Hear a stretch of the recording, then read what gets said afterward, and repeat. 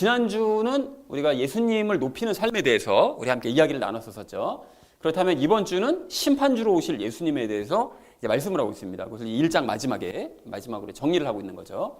그래서 전체 주제를 이렇게 잡았는데요. 심판을 준비하는 삶을 살자라는 주제로 각절 말씀 우리 읽도록 하겠습니다. 먼저 8절 말씀 함께 읽도록 하겠습니다.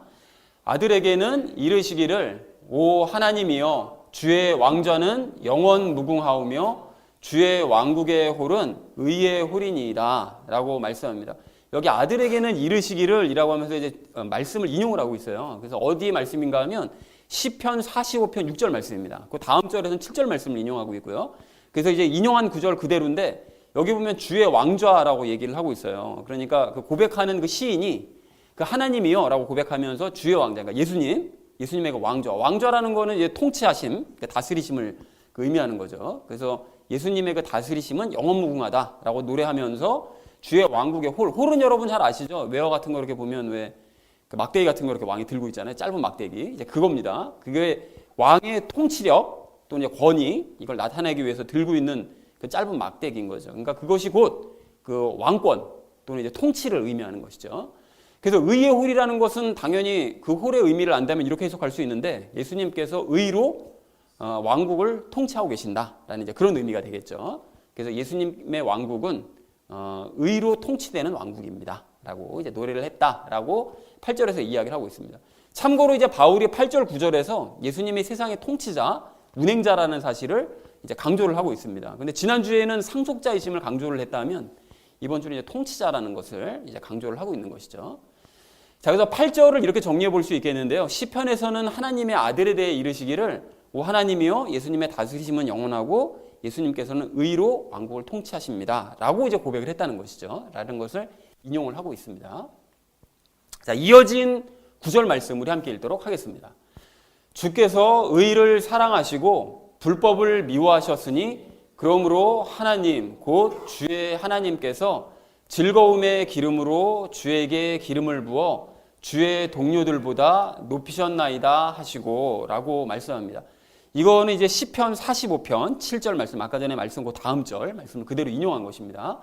그래서 주께서 의를 사랑하시고 불법을 미워하신다고 얘기하는데 예수님께서는 의를 사랑하시고 불법을 미워하신대요. 이제 그런 성품으로 온 세상을 통치를 하고 계신다는 거죠.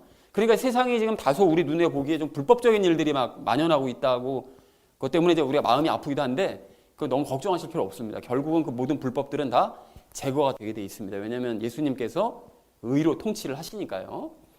자, 그리고 이제 주의 하나님께서 즐거움의 기름으로 주에게 기름을 부으셨대요. 그러니까 성부 하나님께서는 그러한 예수님께, 그러니까 의를 사랑하시는 예수님께 즐거운 마음으로 성령님을 부으셔서 세상을 더욱 이제 의로 통치하실 수 있도록 도우신다라는 것이죠. 성부 하나님이. 그러니까 삼위일체 하나님이 연합하셔서 이제 의로 세상을 통치하도록 인도하신다는 것입니다. 그리고 여기 주의 동료들은 누구를 얘기하는 걸까요? 주의 동료들은 예수님을 돕는 동료들, 그러니까 천사들을 얘기하는 것이죠. 천사들보다 더 높이셨대요. 그러니까 세상에 오셨을 때는 천사들보다 좀 낮추셨지만 다시 올라가셔서 세상을 통치하실 때는 당연히 천사들보다 높으신 것이죠. 당연히. 그래서 성부 하나님께서는 예수님께 이제 기름을 부으셔서 예수님이 천사들보다 더 높은 분이라는 사실을 세상 가운데 드러내 보이셨다라고 시편에서 말씀하신다라고 고백을 하고 있습니다.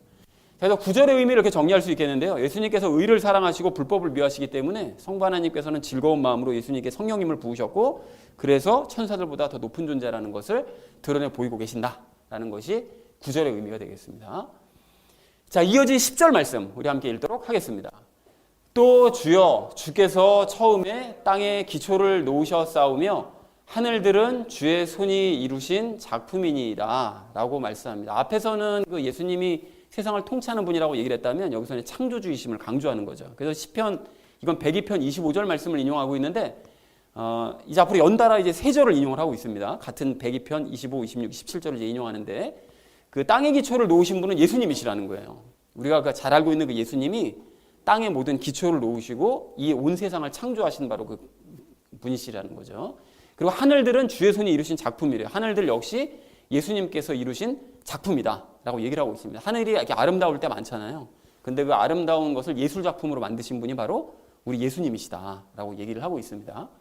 자, 그래서 바울은 이제 예수님이 창조주라는 사실을 이제 또 강조를 하고 있는 거죠.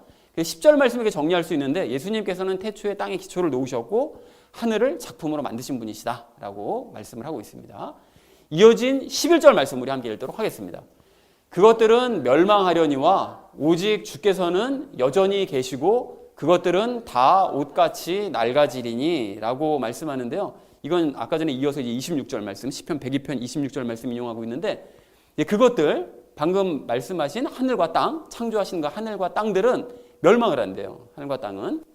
자, 그래서 예수님께서는 하늘과 땅을 만드셨지만 그것들을 멸망을 시키실 거라는 거예요. 그러면 질문이 생기잖아요. 아니, 그 기꺼이 만드신 하늘과 땅을 왜 멸망시키시나? 왜 멸망시키실까라고 생각할 수 있는데 앞에 이유를 얘기했습니다.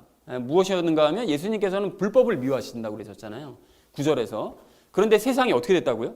불법으로 점점 더 망가지고 있기 때문에, 회복 불가능할 정도로 망가지고 있기 때문에 이 세상을 다 멸망시키시고 아예 새로운 세상을 우리에게 주시는 거죠. 그래서 멸망시키실 계획을 가지고 계시는 것입니다. 마지막 심판 때. 자, 그러나 주께서는 세상을 멸망시키더라도 여전히 그분은 존재하신다는 거예요. 그리고 우리 이제 구원 받은 사람들은 천국에 안전하게 데리고 계시다가 새 육신 주셔서 이제 데리고 오실 것이고, 그 땅 멸망시킬 때 이 땅에 남아있는 믿는 자들은 다 홀연 변화시키셔서 하늘로 데리고 올라가시는 거죠. 그리고 모두를 다 없애버리시는 그런 계획을 가지고 계십니다. 자, 그래서 예수님께서는 믿는 자들을 새롭게 창조하신 그 세상으로 이주를 시키시고, 그리고 그곳에서 그들과 함께 영원히 거할 계획을 갖고 계신다라고 이제 12절에서 이어서 그 얘기를 하고 계시는데요. 새 예루살렘에서 그들과 영원히 함께 거하신다는 것을 말씀하고 있습니다. 그래서 11절을 이렇게 정리할 수 있겠는데요. 하늘과 땅은 옷같이 낡아져서 이제 멸망을 하겠지만 오직 예수님께서는 여전히 존재하실 것이다 라고 얘기했다는 것이 11절의 의미 되겠습니다. 자, 이어진 12절 말씀 우리 함께 읽도록 하겠습니다. 주께서 의복같이 그것들을 접으시면 그것들이 바뀌려니와 주께서는 동일하시고 주의 횟수는 끊어지지 아니하리이다 하시되 라고 말씀합니다. 이건 역시 이제 시편 102편 27절 말씀 인용하고 있는데요. 11절 말씀에 대한 부연 설명입니다.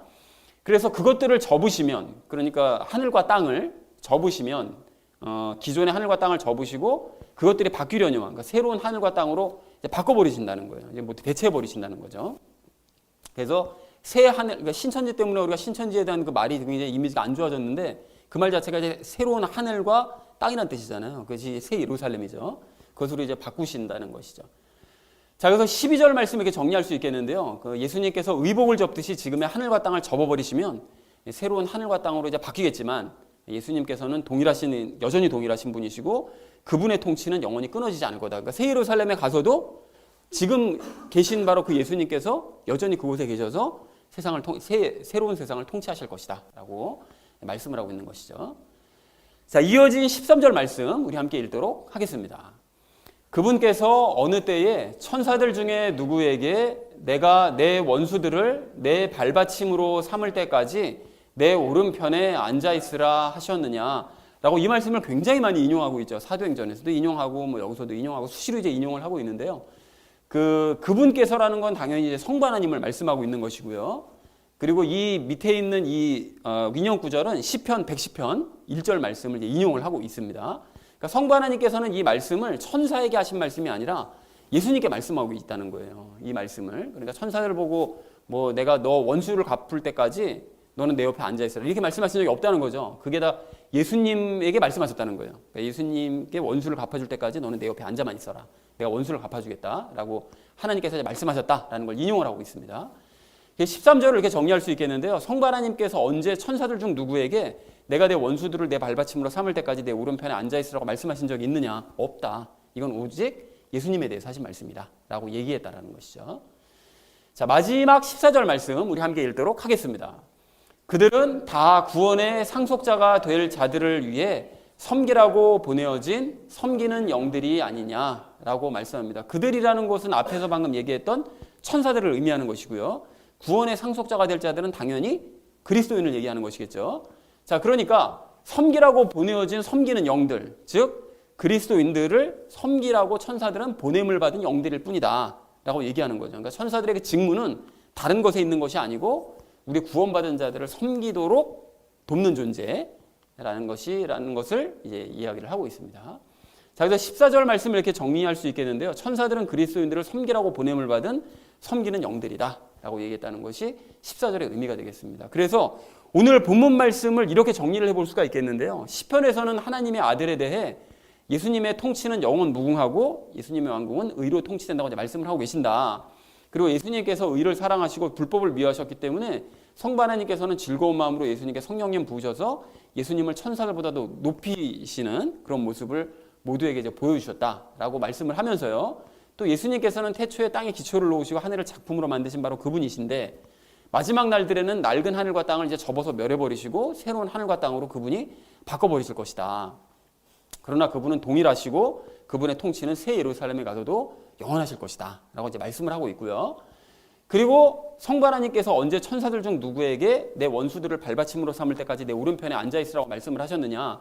천사들은 그리스도인들을 섬기라고 보내어진 섬기는 영일 뿐이다 라고 말씀을 한 거예요. 그러니까 성부 하나님께서 예수님께서는 세상을 창조하시고 통치하시다가 이제 세상을 심판하실 분이시고 그분을 도우시는 분은 성부 하나님이시고 그리고 마지막 심판할 때까지 예수님을 옆에 두시고 계시는 분이시고 천사는 그리스도인을 그냥 섬기라고 보내준 영들일 뿐인데 너희가 그러면 천사들을 높이는 것이 과연 옳은 얘기냐? 절대 그렇지 않다. 오직 너희가 높여야 될 분은 예수님이시지 천사들이 아니다. 라는 거를 지금 바울이 얘기를 하고 싶은 거죠. 그래서 요거를 이제 간단하게 정리를 해보자면 이렇게 정리할 수 있는데 예수님이 세상의 통치자이시고 세상의 창조자이시고 세상을 심판하실 분이라는 걸 다시 한번 바울이 강조를 하고 있는 거죠. 자, 그러면서 하나님께서도 예수님을 심판주로 이제 삼으셨고 13절에서요. 그리고 천사들은 그리스도인들을 섬길 존재일 뿐이기 때문에 천사 숭배의 사상을 가지고 있는 유대인들은 생각을 고쳐 먹어야 된다는 거예요. 너희가 언제까지 천사를 그렇게 높일 거냐? 천사는 그리스도보다 높은 존재가 아니다. 그리고 다시 오실 우리에게 예수님만 높여야 되는 것이다. 라고 강조했다는 것이 오늘 본문 말씀 내용입니다. 그리고 히브리서 1장 전체의 내용이고요. 자, 그런데 천사보다 예수님을 높이는 것은 우리 그리스도인으로서는 너무나 당연한 일인 거죠. 우리는 다 알고 있죠. 유대인이 아니기 때문에. 그래서 우리가 천사에 대한 얘기보다 천사를 높이는 얘기보다 오늘 이제 마지막 심판에 좀 주목을 해서 오늘 본문 말씀이 그것에서 말씀하고 계시니까요. 그 말씀을 좀 나누려고 합니다. 그래서 우리가 이제 적용 시간에 두 가지 내용을 나눌 건데요. 첫 번째는 마지막 심판에 대해서, 그 두 번째는 믿음으로 사는 삶에 대해서 이제 말씀을 나누도록 하겠습니다. 그래서 오늘의 결론이요. 심판을 준비하는 삶을 살자라는 것을 주제로 나머지 말씀은 삶에 적용하면서 말씀 나누는 시간 가지도록 하겠습니다.